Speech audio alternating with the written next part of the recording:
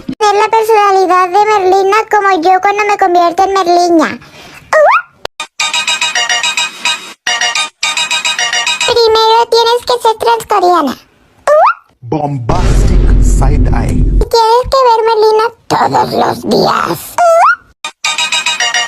Tienes que poner al menos 494 veces al día la canción de Merliña.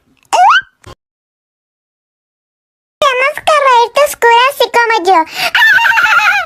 Bombastic side eye. Pues nada del mundo tienes que reírte. Tú tienes que ser fría como Merlina.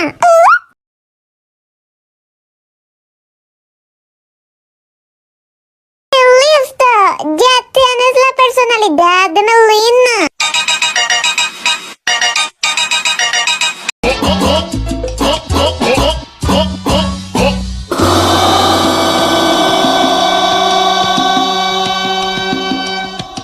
En los años